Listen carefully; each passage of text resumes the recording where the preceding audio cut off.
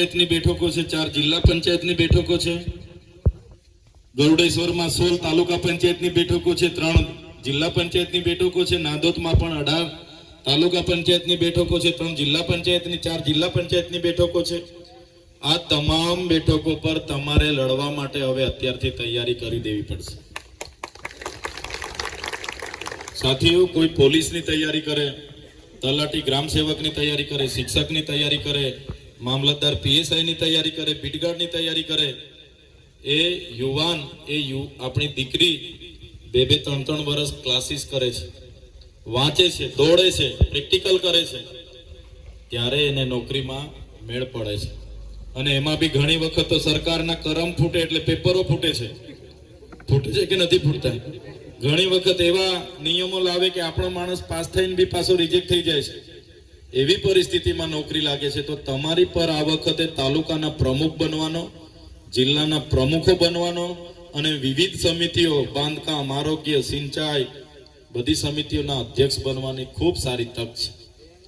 એટલે એના માટે હવે 3 મહિના તમારે ખૂબ જ મહેનત કરવાની છે। અને બીજી એક ખાસ વાત કહી દેવી છે, ઉમેદવાર હું છું તો હું નથી નક્કી કરવાનો, જિલ્લા પ્રમુખ છે તો એ નથી નક્કી કરવાના, વિક્રમભાઈ છે તો એ નથી નક્કી કરવાના। ઉમેદવાર તમારી સર્વસંમતિથી નક્કી થવાના છે। એટલે કોઈ એવું ના કરતા કે ભાઈ 5 સરપંચોને એક મોરચો લઈને 50 જણને લઈને ડેડિયાપાડા મને મળવા આવે કે ભાઈ મારી ટિકિટ કન્ફર્મ કરો, નહીં તો ના પાડતા હોય તો કોંગ્રેસ વાળા ઘરે આવે છે હું એમાં જતો રહીશ, એવું કોઈ કરવાનું નથી। સંગઠન નથી તોડવાનું। આપણે કોઈ જગ્યાએ 3 દાવેદારો હશે તો આપણે દરેક તાલુકાની એક ચૂંટણી કમિટી બનાવવાના છે। જે આપણા સિનિયર વડીલો બધા બેઠા છે ને, અનુભવી લોકો છે, એમણે બહુ ચૂંટણીઓ જોઈ છે, બહુ રાજનીતિ જોઈ છે, એવા લોકોની દરેક તાલુકામાં 11 જણની ચૂંટણી કમિટી બનશે। એમાં મેં પણ ના રહીશ, જિલ્લા પ્રમુખ પણ ના હશે, અને એ કમિટી સર્વે કરીને આપશે કે ભાઈ આ બેઠક પર, દેવલિયા બેઠક પર 4 દાવેદાર છે તો એ ટીમ એ દેવલિયા બેઠકમાં 20 ગામ આવે છે તો 20 ગામનો મુલાકાત લેશે, મેન લોકોને મળશે, ઓબ્ઝર્વ કરશે 4 માંથી કોણ વધારે ચાલે, ચાલવાના તો બધા જ છે પણ કોણ ફાસ્ટ વધારે ચાલે એ માણસ સિલેક્ટ કરવાનો છે। માનો કે તમારામાંથી કોઈ વ્યક્તિ એવો હશે કે છે વડીલો કે ના આને આપો 500 મત વધારે લઈ જશે, આને 10 ગામમાં ઓળખે છે, આને 20 ગામમાં ઓળખે છે, તો જે વ્યક્તિ આપણી સાથેનો હોય એને જીતાડવાનું કામ આપણે કરવાનું છે। નહીં કે પછી ભાજપમાં જતો રહે, કોંગ્રેસમાં જતો રહે।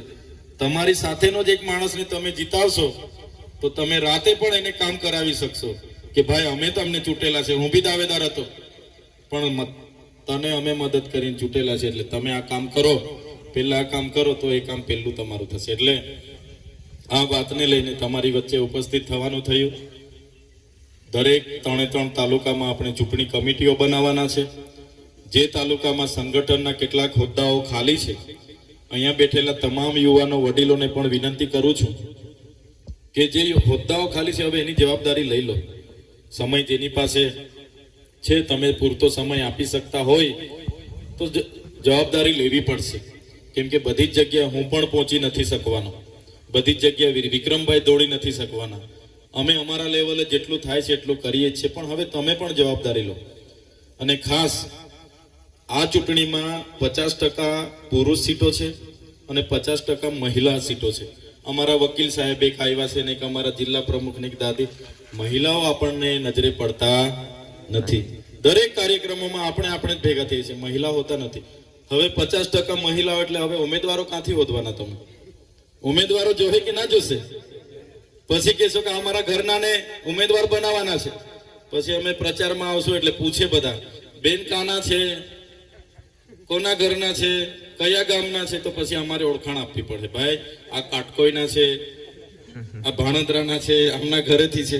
એના કરતા મહિલાઓને હમણાં મેદાનમાં લાવો, હમણાં મેદાનમાં ઉતારી દો તો પછી ચૂંટણીઓ વખતે ઓળખાણ આપવાનું તો રહે, લોકો તો ઓળખે। એટલે મહિલાઓને પણ હવે સાથે રાખો। આપણો મહિલા મોરચો તાલુકા પ્રમાણે પણ બનાવી દો, કેમ કે ચૂંટણી આવશે ને મહિલાઓ મળશે નહીં પછી આપણને।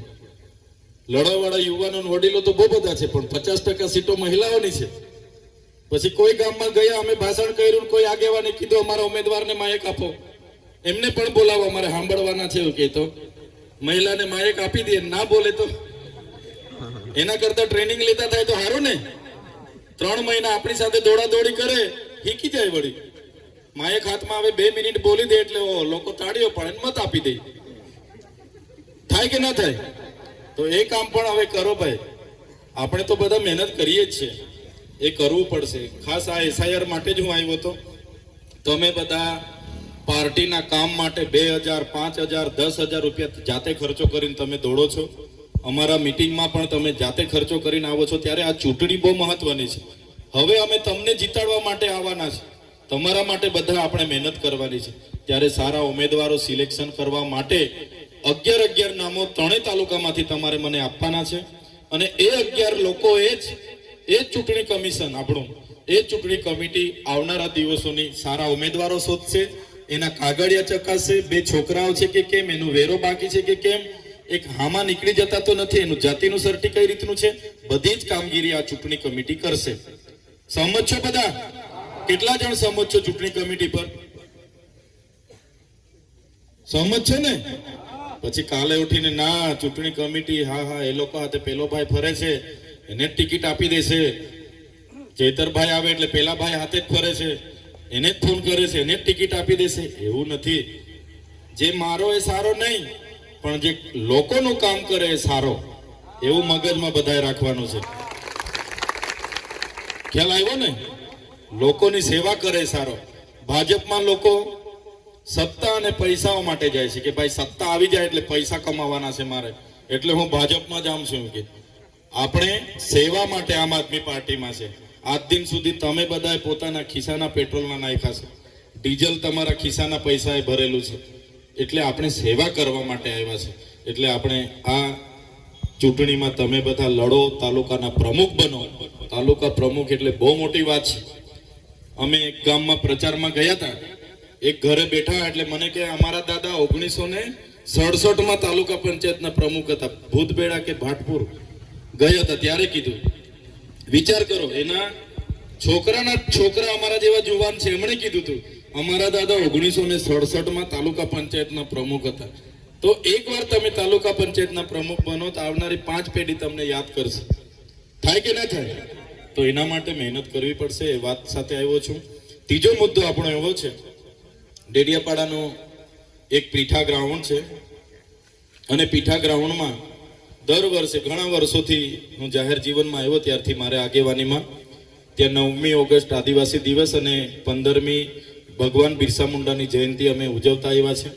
આ વખતે ડેડિયાપાડામાં મારે પ્રવેશ બંધી છે, ત્યારે એનો ગેરફાયદો ઉઠાવીને એ ગ્રાઉન્ડ પર જ વડાપ્રધાન શ્રી નરેન્દ્રભાઈ મોદીજીનો પ્રોગ્રામ ગોઠવી દેવામાં આવ્યો છે. ત્યારે લોકો સ્વયંભૂ એ ગ્રાઉન્ડ પર 15મી નવેમ્બર અને 9 ઓગસ્ટે આવી જ જતા હતા. એનો યશ લેવા માટે આ લોકોએ ડેડિયાપાડા પ્રોગ્રામ ગોઠવેલો છે. તો અમે બધાએ ભેગા થઈને એવું વિચાર્યું કે હવે ડેડિયાપાડા પ્રોગ્રામ કરવા જઈએ કાં તો આજુબાજુ પ્રોગ્રામ કરવા જઈએ એટલે આપણે પોલીસ સાથે ઘર્ષણ થાય, બોલવાનું થાય. એના કરતા ડેડિયાપાડાનો પ્રોગ્રામ આપણે આ વર્ષે સ્થગિત રાખીએ. વડાપ્રધાન છો એમનો પ્રોગ્રામ કરતા આપણે એ પ્રોગ્રામ નેત્રંગ કરીએ એવું અમે વિચારેલું છે. તો બધા સહમત છો? તો બધા નેત્રંગ તમે 15 તારીખે આવો અને મોટી સંખ્યામાં આપણી એકતા બતાવીએ. ત્યાં સરકારી કાર્યક્રમ છે, આપણો સામાજિક કાર્યક્રમ છે. સમાજના રીતે બધા જ લોકો મોટી સંખ્યામાં ત્યાં પધારો. એ લોકો 25,000 ભેગા થાય તો આપણે 50,000 ભેગા થઈશું. એ લોકો 50,000 ભેગા થાય, આપણે 1 લાખ ભેગા થઈશું. અને આપણી સ્વમાન અને આપણી અસ્મિતાનો મેસેજ, આપણી જાગૃતિનો મેસેજ આપણે સૌને આપીશું. એવા પ્રયાસ આપણે કરવાના છે. તૈયાર છો બધા? હવે ડેડિયાપાડામાં તો એ લોકોએ જોયું, ગામડામાંથી કોઈ રિસ્પોન્સ નથી. મંડપો બાંધે છે, આ કરે તે કરે. કોઈ લોકો પૂછવા નથી જતા કે ભાઈ શું કામ આ મંડપ બાંધો છો, કોણ આવવાનું છે? બસ મીડિયામાં ચાલે છે નરેન્દ્રભાઈ મોદીજી આવવાના છે. ત્યારે આ લોકોને ચિંતા આવે, મોદી સાહેબને જોર કરીને ડેડિયાપાડા લાવવાની મંજૂરી તો લઈ લીધી છે, પણ હવે પબ્લિક કઈ રીતના ભેગી કરવી એની ચિંતા એ લોકોને સતાવે છે. ત્યારે એ લોકોએ નવું ગતગડું કરેલું છે. તમે કદાચ મોબાઈલમાં સાંજે જમીને બેસતા હશો તો આવતું હશે કે ચૈતરભાઈ કેવડિયા મોદી સાહેબને મળીને ગયા એવા ફોટા સાથે વિડીયો આવે છે કે નથી આવતા? પછી ચૈતરભાઈ 15મી તારીખે મોદી સાહેબના હસ્તે ભાજપમાં જોડાવાના છે એવા વિડીયો આવે છે કે નથી આવતા? એટલે આ રીતે લોકોને ગુમરાહ કરીને એ બાજુ પ્રચાર પણ ચાલુ કરી દીધો કે ભાઈ બધા આવજો 15 તારીખે ચૈતરભાઈ મોદી સાહેબના હસ્તે ભાજપમાં જોડાવાના છે એવું એ લોકો પ્રચાર કરવાનું ચાલુ કરી દીધું. એમના મીડિયાઓ દ્વારા સમાચારો બનાવવાના ચાલુ કરી દીધા. પણ ચૈતરભાઈનો કાર્યક્રમ તો નેત્રંગ છે અને આવનારી તાલુકા જિલ્લા પંચાયતની ચૂંટણીઓ સુધીમાં 1 લાખ લોકો, અંબાજીથી ઉમરગામના 1 લાખ લોકો મારા સમર્થનમાં ભાજપમાંથી આમ આદમી પાર્ટીમાં જોડાવાના છે. 18,000 લોકોને તો આગલા રાઉન્ડમાં જોડી દીધા. દાહોદમાં 8,000 જોડાયા, છોટાઉદેપુરમાં 7,000 જોડાયા અને પંચમહાલમાં 5,000 જોડાયા. આજે પણ છોટાઉદેપુરનો બીજો કાર્યક્રમ છે, આવતીકાલે દાહોદનો છે, પછી પંચમહાલના બી છે. આ બાજુ વ્યારા, વલસાડ, નવસારી બધા રાહ જોઈને બેઠા છે. ભાજપ વાળા જ કંટાળેલા છે એમનાથી. એ લોકો જ કહે છે કે અમે જ જોડાઈ જવાના છે, અંકલેશ્વર, ભરૂચ. એટલે ચૈતરભાઈ કઈ જોડાવા નથી. આ તો લોકોને ભેગા કરવા માટે સમાચારો ફેરવે છે. બરાબર છે. આપણે ભાજપમાં નથી જોડાવાના, આપણે ભાજપને તોડીને આમ આદમી પાર્ટીને મજબૂત બનાવવાના છે. તૈયાર છો બધા? એટલે બધા જ લોકો આજેથી પ્રચાર પ્રસાર કરજો અને મોટી સંખ્યામાં સામાજિક રીતે જે પણ નેતા આવવાનું હોય, પક્ષ, પાર્ટી, ધર્મ, સંપ્રદાય બધું ભૂલીને બધા ભેગા થવાનું છે. મોટી સંખ્યામાં જાહેર સભા છે, સાંસ્કૃતિક રેલી છે, વાજિત્રોના હરીફાઈઓ છે, ઓજારોનું પ્રદર્શન છે અને બધા લોકો જેણે પણ પોતાનું વક્તવ્ય આપવાનું હોય એવા લોકો નામ લખાવી દેવાનું. તો તમારું વક્તવ્ય પણ ત્યાં સાંભળશે અને બધા જ લોકો પોતપોતાની મોટી ગાડીઓ, નાની ગાડીઓ લઈને નેત્રંગ ખાતે પહોંચવાનું છે. ક્યાંક એવું લાગે કે ભાઈ અમારે તો જંતરમાંથી 2 ટેમ્પા આવા કરીએ છીએ પણ અમારે તો ભાડાની વ્યવસ્થા નથી, તો આપણા સહયોગી ભાઈ કે બાજુ જતા રહીએ? એટલે આ ભાઈ એ ગાડીનો ફોટો લઈ લેશે નંબર સાથે, રાજપીપળા ઉભો રહીને કાં તો મોવી ઉભો રહીને અને લિસ્ટ બનાવશે અને તમારા જે કંઈ ડીઝલ પાણીના હશે, બહુ તો નહીં આપી શકે પણ જે કંઈ ડીઝલ પાણીના હશે તમને સહકાર કરશે. અર્જુનભાઈ છે, ગિરિરાજભાઈ છે ને ગોપાલ દાદા છે. આપણી ગાડીઓ નહીં લખાવતા. હા, કે ઘણા મજબૂત સરપંચો છે, તમે પોતાની 4 ગાડીઓ લઈ આવજો. આપણી ગાડીઓ નથી લખાવવાની. પણ દૂરના છે, આવા જ કે છે, બહેનો હશે, કે વડીલો કે ના અમને બી લઈ જાઓ, અમને ડાલુ કરી આપો, અમને બોલેરો કરી આપો, અમને તુફાન કરી આપો. એમને કરી આપી દેવાની ને અમને તમારે ત્યાં આવીને નોંધાવી દેવાની. રાજપીપળા, મોવી આ ભાઈ ઉભા હશે ત્યાં, અર્જુનભાઈ હશે, ગિરિરાજભાઈ હશે. સહમત છો બધા? ત્યારે આ જ વાત સાથે આજે આવવાનું થયું છે. આગળ પણ 2 પ્રોગ્રામો છે. ખરેખર આજના કાર્યક્રમમાં મારો સમય હતો એના કરતાં હું ઘણો લેટ પડ્યો છું. રાજપીપળા થોડું કામ હતું, છતાં તમારો બધાનો ઉત્સાહ, ઉમંગ જોઈને અને તમારી ઉપસ્થિતિ જોઈને, તમારો જે આ ભાવ છે, તમારી જે આ લાગણી છે એ અમને અવારનવાર તમારી વચ્ચે લાવે છે અને આજે પણ ઉપસ્થિત થવાનું થયું. તમે બધાએ અમારું સ્વાગત કર્યું, સન્માન કર્યું અને અમને સાંભળ્યા એ બદલ બધાનો ખૂબ ખૂબ આભાર માનું છું. ધન્યવાદ. આ વ્યક્તિ દિલ્હી કેજરીવાલ સાહેબની સેન્ટ્રલ ટીમમાંથી છે અને આખું પરિવાર એમનો દિલ્હીમાં રહે છે. પણ એ વ્યક્તિ અહીંયા આવીને એવું કીધું કે નાંદોદ વિધાનસભાની 3 તાલુકા પંચાયતો અને નર્મદા જિલ્લા પંચાયત બને પછી જ હું આ વિસ્તાર છોડવાનો છું અને રાત દિવસ તમારા સહકાર માટે આપણી વચ્ચે છે. એના માટે જોરદાર તાળીઓ પાડો. જ્યારે પણ નાનું મોટું કામ તમને સોંપે, રાતે ફોન આવે, દિવસે ફોન આવે, તો એમને સહયોગ કરજો. એ આપણા માટે જ છે, તમને નેતા બનાવવા માટે જ આવ્યા છે. ક્યાંક તમને 20 બેનરોની જરૂર પડે છે રાત્રિ સભા માટે, ક્યાંક તમને ખેંચની જરૂર પડે છે, ઝંડીની જરૂર પડે છે, ક્યાંક તમારે સ્ટેજ બનાવવાનું છે, મોટું બેનર જોઈએ છે. બધી મદદ કરવા માટે દિલ્હીથી કેજરીવાલ સાહેબે અમને મોકલેલા છે અને એમને તમારે બધાએ સહકાર આપવાનો છે. ધન્યવાદ. જય ભારત, જય આદિવાસી.